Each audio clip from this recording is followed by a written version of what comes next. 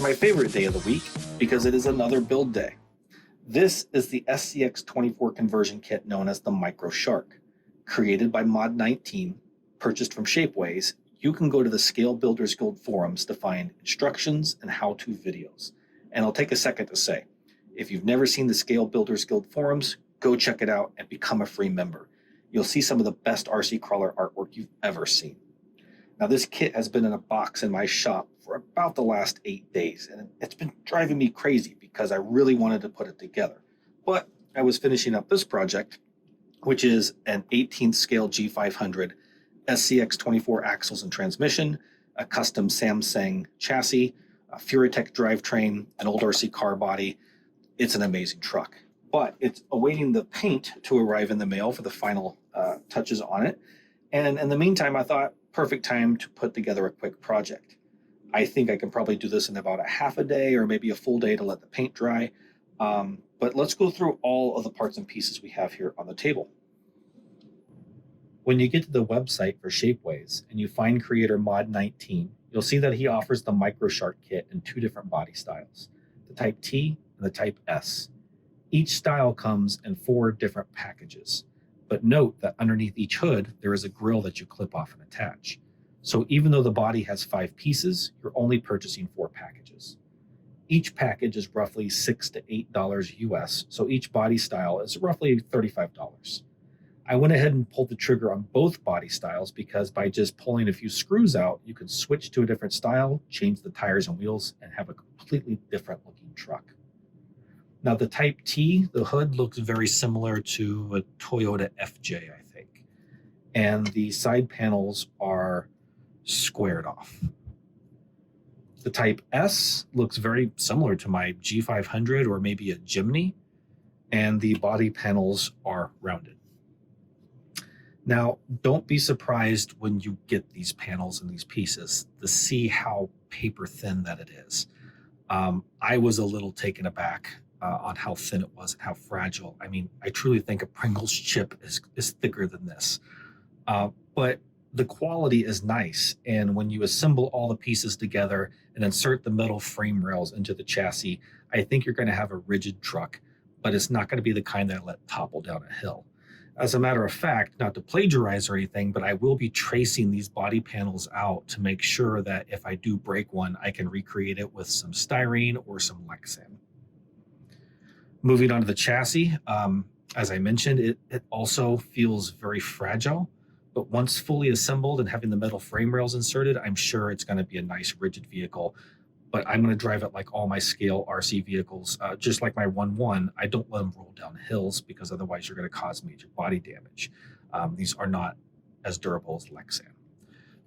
But look at that quality. That is simply gorgeous. I cannot wait to assemble this thing. The rest of the body pieces are just as detailed. We've got our dash. I believe this gets cut off. This is just a protector to make sure none of the handles and knobs get broken.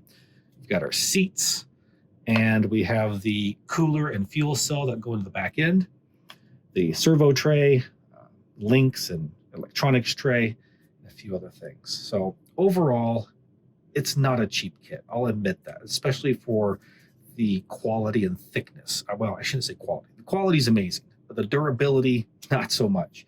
I think for one body style in the kit's around $160 US. You add in the second body style plus shipping. I can't quite remember, but I paid about $200 for what you see here, not including the screw kit from Amazon. But again, I'm thrilled, excited, super happy and beautiful. I'm just going to be tracing these side pieces out, probably tracing the roof out. The hoods, I'm not probably able to reproduce very easily, but I might possibly make a mold of them again, not to plagiarize Mod19, but just simply to get my money's worth if something breaks, especially during the build. I shouldn't break anything. I'm pretty careful, but you never know if I put the wrong pressure somewhere. So with that said, let's move on to the truck itself. So this is the truck I'm going to use, and let's go ahead and break it down as it stands now. It started life off as a deadbolt. I was walking through Menards one day and saw a $20 toy car body, and I bought it and brought it home, the kind with the big comical wheels on it. And I checked it, and yeah, it fit. I just had to add the longer links in the back, made a clip for the front, and ta-da, Rock Racer. Took it apart, slopped some paint in there. It has a decent interior, decent seats. And some people may wonder, like, why are you upgrading that? Well, it's a performance issue. The body on this is super heavy, and I had to add so much weight to keep it from rolling over on the simplest of side hills. But when you look at the Micro Shark, being paper thin, it's also going to be light as a feather. So I'm able to probably remove a lot of this weight, take the stress off my motor, and get better performance. But to go ahead and break down the rest of this truck as it stands, I've got front and rear differential 9 grams of brass from Hot Racing. Also got the Hot Racing hub weights on all 4 tires, and the Hot Racing aluminum steering links connected to an Emax servo. And got scrambler tires, RC four-wheel drive wheels, custom, or not custom, but scale hubs from A-Main Hobby, some sand ladders that I just made out of leftover styrene, just held down with a strap. And then the rest of the truck is stock. Okay, what else do we have on the table?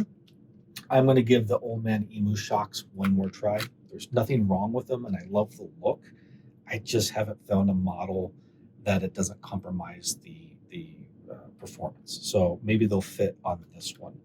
I also have an Orlando Hunter light bar. And this light bar is for a 1/35th scale truck, but I mean, that'll look cool wherever I put it. And I've got a couple of them, so I might put more than one on.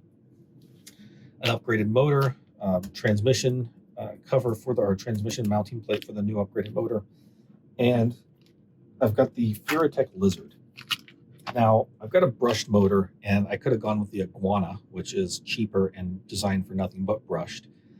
But this one, I have to give to Furatech to make quality parts. I actually almost ruined this one. I clipped off a battery connector from a really old model and didn't realize that the positive and negative were backwards compared to the modern battery I had.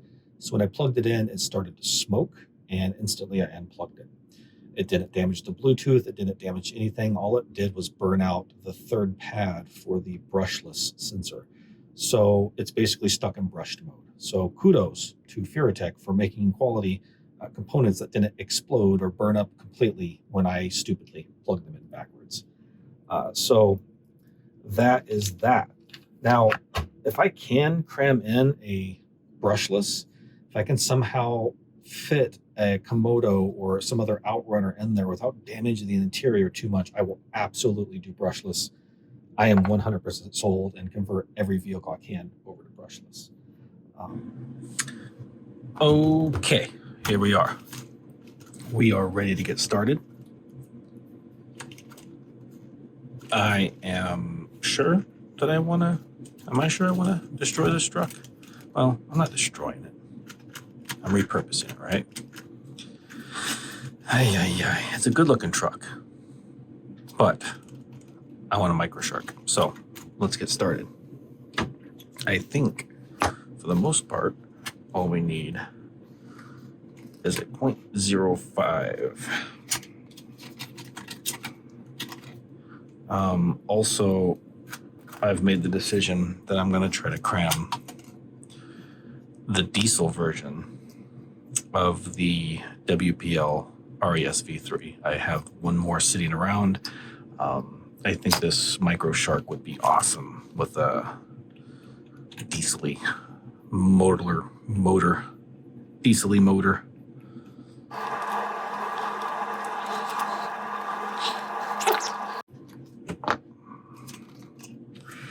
That's it.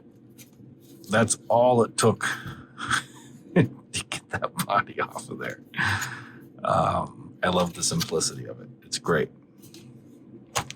That will be kept for another truck for sure. I mean, it really was a slick body. Like I said, I took the heat gun and just heated the sides up and smashed it down just to give it kind of a little bit more aerodynamic-ish angle. Yeah. Setting that aside, it's time to strip everything off of this except for the transmission and the motor and the drive shafts, which means I will need, if I can reach it, a bit of a, oh yeah, one of these.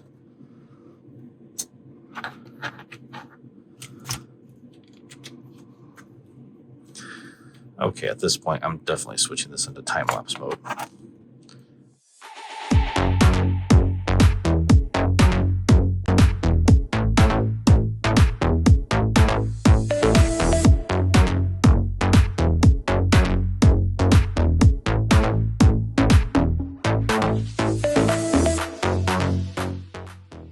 Oakley dokley. At this point, you should be down to just nothing but a frame, transmission, and motor. And most people can move on, but I will need to go ahead and finish disassembling this because I need to put on my new motor mount and motor. Again, I can't stress enough, this is not a step-by-step how-to video. This is just a how I did it video. As a matter of fact, if you were smart, you would have Matt from the Scale Builders Guild have his video pulled up on the side to watch a step-by-step on how to do this. So I'm going to jump back into time-lapse mode and assemble the motor and motor mount.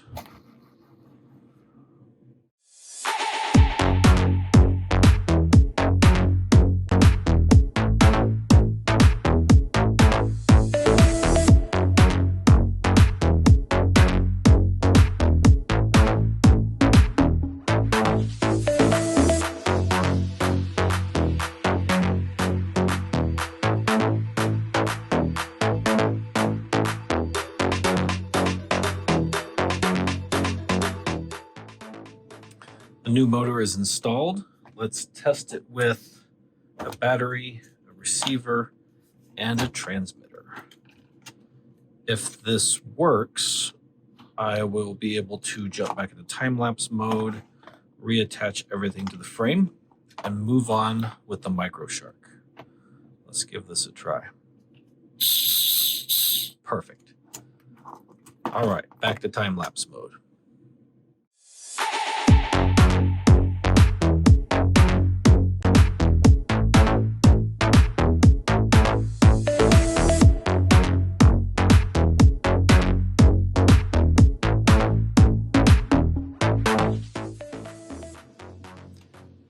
I have the battery tray, the electronics tray, and the cross support member installed. I struggled with a little bit with the little cross member here, and if you're using the 050 on this build, just note you'll just need to push up on the soldering so the cross member can get clearance to the screw. The next step is to install the Grille and the receiver, and then slide these two pieces into place. I'm going to skip the Grille and the receiver right now because I would like to figure out if I'm going to be able to use the WPL receiver. So for now, I'm just going to mount and fit everything, which means I'm going to have to take it all apart again, but I don't think it's going to be that huge of a deal.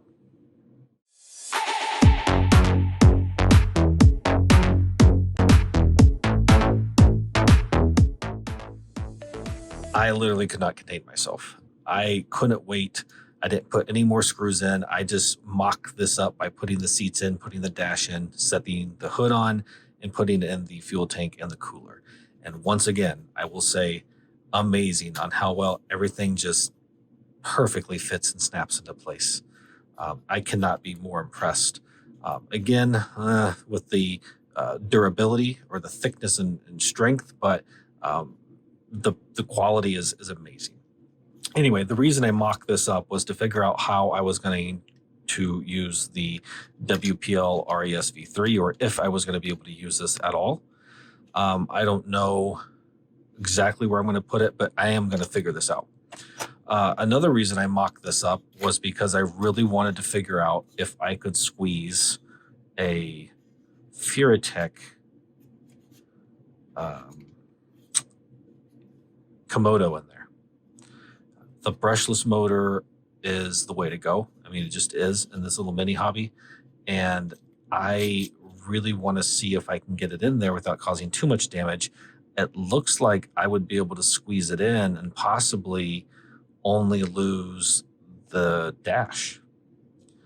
And if that's the case, I might go for it. Well, not even the dash, just the center console. It looks like there's enough space between the dash and the seats that the Komodo would go right where the center console is. Maybe just take a chunk out of it. Maybe. I'm going to try it. So I'm going to disassemble this, put the Komodo on, put it back together, and see if I can pull this off. Okay, I give up. It's not going to work. The Komodo is just too big. If you face it to the front, it hits the battery tray. You could reposition the battery and cut this piece right here and make it fit, but then you're still going to lose most of your dash. Maybe keep your seats. If you turn it to the rear, it will fit and work, but you're going to lose your seats and your dash. So if you're willing to go that far, fine. I want this to be an awesome looking truck. I want the full experience of the Micro Shark. So I am going to take the Komodo off, but I am going to switch back to this guy, the 050 motor, and put an iguana on here. Or excuse me, a lizard that I have, and put it in brushed mode. I did see on Asia T's website that there is a new combo, or maybe it's not new and I just haven't seen it for the first time. There's a new combo with the Furitech brushed motor and the brushed ESC, which I believe is their iguana. That was $89. I'm going to go ahead and order one of those. But in the meantime, it'll be a lizard put in a brush mode, the brush motor over here, and I want to get this thing together. I want to drive it. So let's get back to work. Okay, we're back to where we were. It was wishful thinking that the Komodo would fit, but I had to try it. So I might later on upgrade and try out the Furitech brushed option. But for now, I've got this brushed motor, which has been good and it's strong. And I've got a lizard and the WPL with all the bells and whistles it has. So this should be a good crawling rig regardless. I am going to go ahead and order a Furitech kit with the brushed motor for my Jeep. And if it does really well, the motors were only $19.99, so I can just upgrade that later.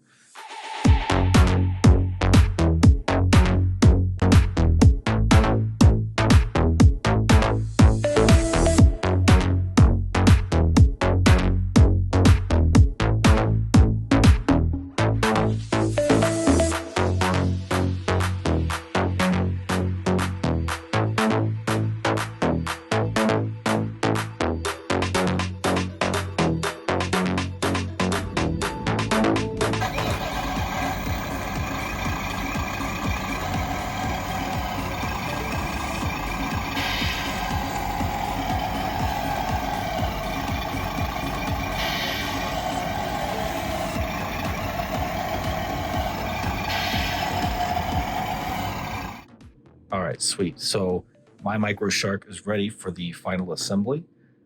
In an earlier clip, I did a full test drive with all the electronics installed, and I think it ran really nice.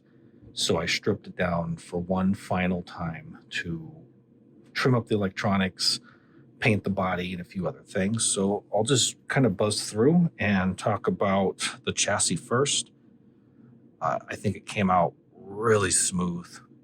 That's 2 coats of spray on Plastidip, and then 3 coats of Rust-Oleum flat black. I really like the way that turned out. I was able to hide the power source for the roof lights by gluing the lead right there, running it down this back channel, and leaving a lead right there to plug into the receiver. So really happy with that chassis. And moving on electronics-wise, the receiver has the lizard in the back, the Bluetooth module right here, and I'm still able to use the fuel cell to hide the majority of the electronics. So really happy about that. So far, 0 compromise on the body of the kit. The Chameleon came in the mail today, so super stoked about that. When I took off the Barrage 050 motor that I had on there.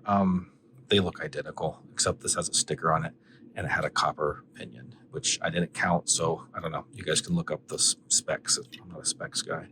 Long story short, I thought, what the hell? I'll see how the Chameleon runs with the Furatech Lizard. I'll come back with an honest review and tell you whether it's just the exact same thing, because I've been very happy with Furatech products, and I think they're reasonably priced for what they are and what they bring to the crawling experience. But this was $20, and I've been getting my 050 motors for like $5.99. So not sure if this was the right move, but we'll find out. Axles, Tibbly bits over here, and of course the paint job. If you're curious about that, that was camel yellow Tamiya spray can, and the blue was this right here, which if anyone uses this, the small painter's booth may not be enough. It's it puts out a lot of paint and a lot of fumes.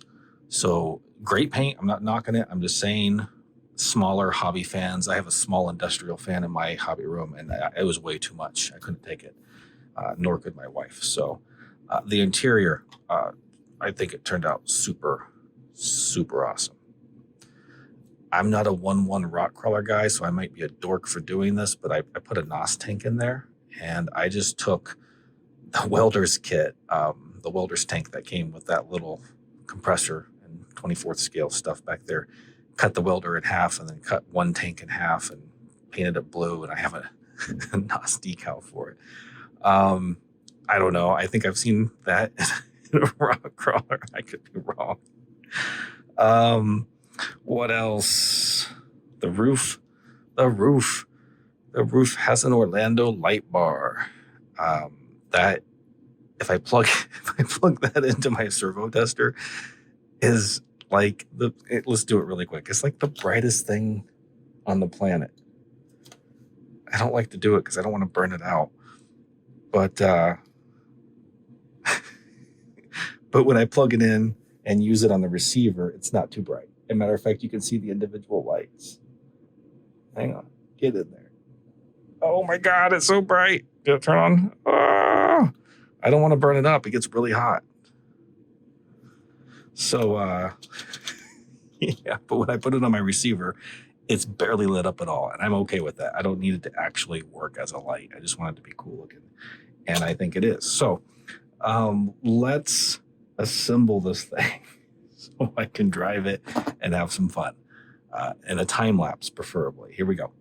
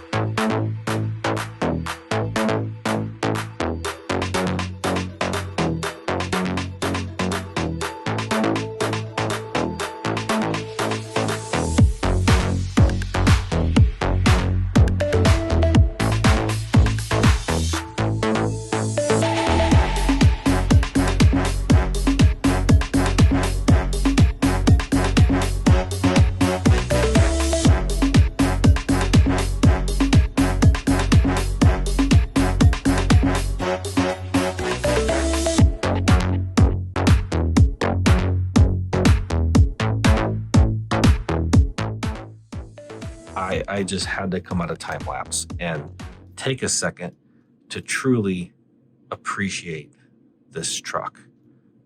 This kit is amazing. I've been nothing but happy with it, what I've been able to do with it. If you're going to try to get it yourself and you're wondering, is it worth it? I think so, especially if you're worried if it's too difficult. It's not. If you're going to use the stock electronics and everything. I used, obviously, my customized setup. I am going to replace the shocks because I'd like to see just a little more travel. And maybe at some point I'll make some bent links for it, just make those myself. But man, where's the wires at? I don't know. I hit them all. They're all hidden. And that's why I put the NOS tank in, to hide all the wires tucked in behind it. Man, this is so gorgeous. I had mentioned the body panels being paper thin. I actually put, see how, if I can see how smooth those got. I was happy with how smooth I was able to get everything. And I basically gave them 2 coats of spray on Plastidip, a couple of rounds of primer and sanding. I'm just using the Tamiya masking, so I'm not a fancy painter or anything. As a matter of fact, I messed up on multiple spots because I don't have patience. And I just masked it, well, painted it yellow, masked it, painted it blue, pulled the mask off. I mean, it's not rocket science, but I think it turned out really nice. I can't remember if I mentioned it in these videos or not, but if you're going to try to print your own decals, I just learned that don't get the transparent water transfer paper because you'll lose all your color. I mean, you can't even tell the Warren is red. Get the white backing, and that way you'll keep your color when especially when you're putting them on dark materials. This looks more like a black stencil, which isn't bad, but I want those decals to pop. So the paper should be in tomorrow, and maybe I'll do a Cricut video on how I cut those. I'll print them and cut them with the Cricut. The Cricut is not perfect. I don't know if I need to calibrate and adjust it, but it's definitely trimming off the edges of the logos that I'm putting in there. So maybe I'll fiddle with it to see if I can fix that problem. Anyway, I'm going to finalize this assembly, and let's see this truck crawl.